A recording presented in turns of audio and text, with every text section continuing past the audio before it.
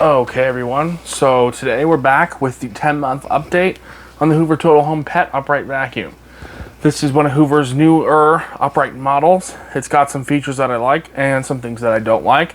And we're going to go over that today. So without further ado, let's get started.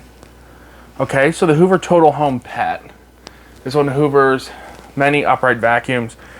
It's priced at about $150, so medium-low price range. The biggest features that I like would be, it says it has allergen block system, which captures 97% of particles at 5 microns, which is okay for a sealed system. It's not great, and I think that it's okay, but they could improve. The brush roll is quite nice, and I'll show that to you right now. This is the brush roll. It's got some paper bits in it, because the last time I used this vacuum was for a 2,000 subscriber special many months ago, like in June. It's a pretty good brush roll, decently stiff bristles, this little ridge here which is supposed to help stop pet hair tangles.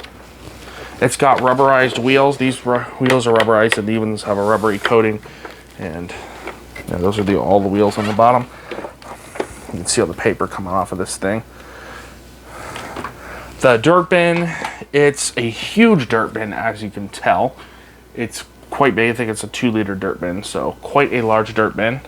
The filter is stored under here. As I said, there's paper on this from S-Test. We're going to go over why there's this black stuff all over the cord. That'll be done in a few minutes.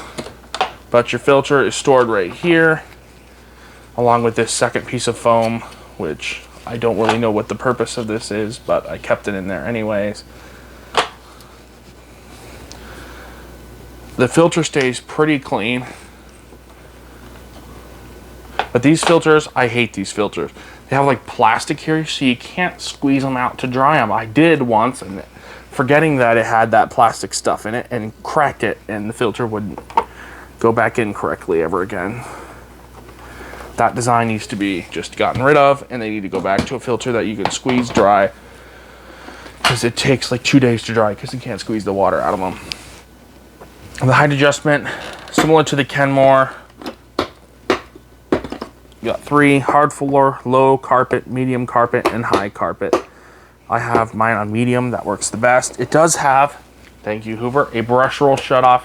Usually machines that have the belt attached to the main motor, which is how this machine works, don't have brush roll shutoffs, which is really annoying, but you can press this pedal while the machine is reclined. It will turn the brush roll on and off, which is great. It has a pretty decent wand.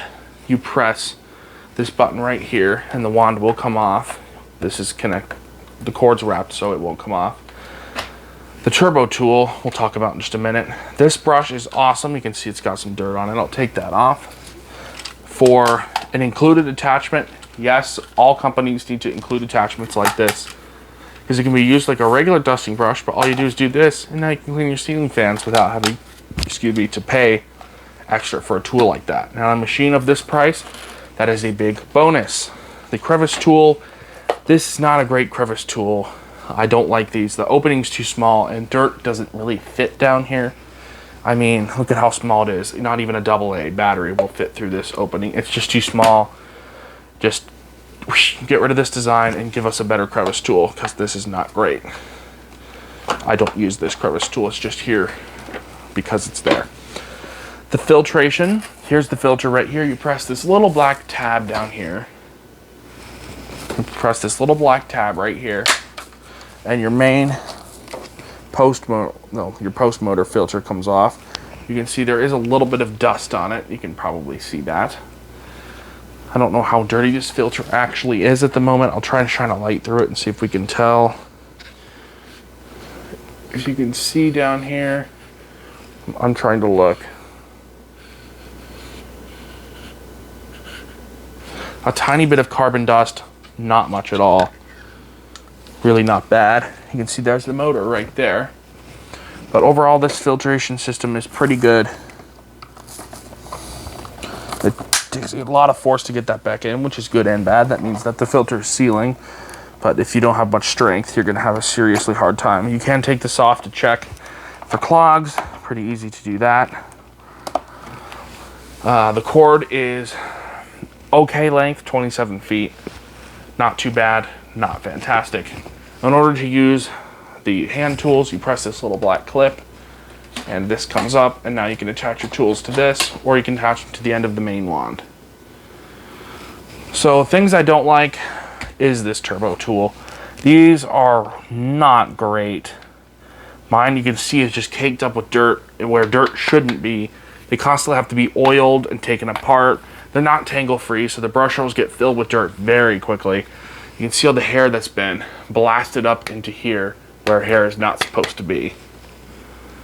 The fan just, and the gears and everything just gets caked with dirt, and then they quit working. These are not great. You have to hold them like this, because if you put them down like this, they stop spinning, which is not great. Not an ideal design, and I think Hoover has some design changes to do with that before these tools will be set apart from others, because even Eureka's cheap tools do better than that. Other things I don't like is it's just kind of big and clunky, and it doesn't really work well for tight spaces. And its hard floor performance is not great. It tends to scatter a lot of dirt with the brush roll on, and with the brush roll off, it kind of just runs over stuff and doesn't do anything, because the suction only comes from right here. So even with the brush roll on carpet, you can see a lot of dirt gets stuck right here because there's no suction over here. So the full width cleaning on this vacuum isn't great. It's just not that great. So I'm at the about that. I think, again, they need to improve this design. It needs more improvement. It needs more ironing out of problems. I actually had one of these several years ago, and I turned it on and it didn't work. I got a dead on arrival vacuum, which isn't great.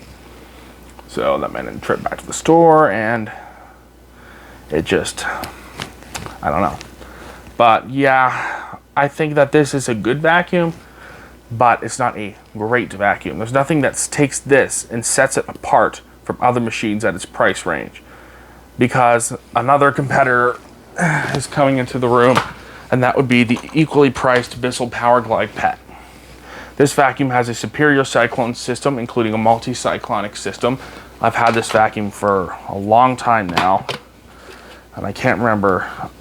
I did wash the filters, but the filters, they basically never got dirty. I never cleaned this, and you can see it's basically clean up here in a wipe like that. There's no dust. So the top of these cyclones is still really, really clean. This bin, it's not as big, but they're both very easy to empty. But as I said, the Bissell cyclones are superior. It also has a sealed system with a HEPA filter, which is concealed right in here. It's got a much nicer hose, and much longer and more flexible than the Hoover's is. And the tool that the Bissell includes would be this tool right here. You can see it's got a little dust in here, but there's no hair propelled up into this tool. And I have been using it, and it stays mostly tangle-free. I don't know why that piece of hair is stuck there, but usually it's tangle-free. It has suction control right here, unlike the Hoover, so if you're cleaning a really thick carpet and the height adjustment isn't enough, you can always use your suction control. The Bissell is also lighter and easier to steer. You feel the difference in weight. Oh my god, the Bissell is so much lighter. The Bissell is lighter than the Hoover is. The included accessories, it doesn't include that little flexible brush, but I'll forgive that because its turbo tool is light years ahead of Hoover's. The brush roll on the Bissell is a little different, but similar multi-bristle design. But the biggest thing is it has better all-surface cleaning. You can see there's a suction port here. It's kind of got a V shape, and the whole cleaning path across the bottom of this Bissell cleans here to here completely. The only blank spot is right here. But if you have to clean up it against an edge, the edge cleaning isn't great with the brushes, but there is a suction channel, and there is suction. I can put my finger through here, so there is suction all the way across this vacuum, meaning that it's multi-surface and all spread across full width cleaning, I guess is what you'd call it, is better than that of the Hoover's. The machine is just better than the Hoover.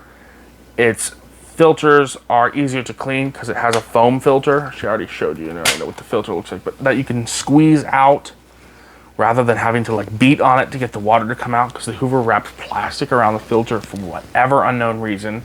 That's for me, don't do that, please. But overall, the Hoover is a good vacuum, but the Bissell wins out because they cost the same.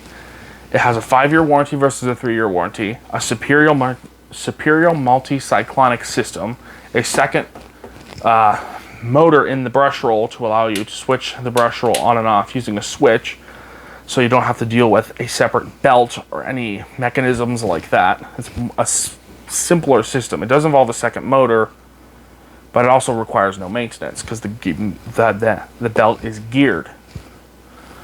The Bissell's handle is rubberized. The Hoover's is plastic, so the Bissell's more comfortable to steer. The Bissell's turbo tool comes apart like this. The Hoover's requires 2 screws, which are located like right here. I honestly would say buy the Bissell Power Glide Pet. You're going to be more happy with it than you will be with the Hoover, because this Bissell Power Glide Pet has been put through a lot of tests and gone through a lot more cleaning than the Hoover has in my house. I've had the Hoover less. Sorry, I've had the Bissell less, but I've used the Hoover less. I've had the Hoover for a more longer amount of time, but I haven't used as much because it's kind of just a big annoying vacuum. The Bissell I've used heavily. It is clean right now because I just got through maintaining it. I did a video on that. You can see it on my channel. But overall, I would honestly just recommend the Bissell Power Glide Pet. It is a better vacuum cleaner than the Hoover Total Home Pet. It does better job on pet hair, I think, because its brushes are a little bit stiffer, a little bit denser, and it doesn't have the blank spot left right in this corner because the suction can't reach it because the belt's in the way.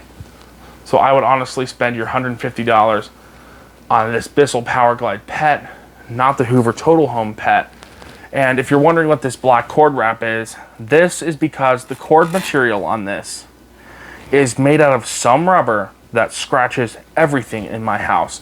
It scratches paint off and leaves rubber marks on the walls, and it has white streaks of paint across the cord.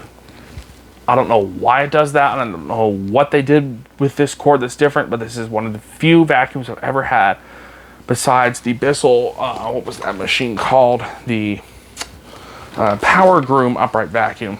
This is the second only vacuum I've ever had that has done that, and it's really annoying because I have to buy something to fix it. The cord wrap you have to buy, of course, and it doesn't, it fixes the problem, but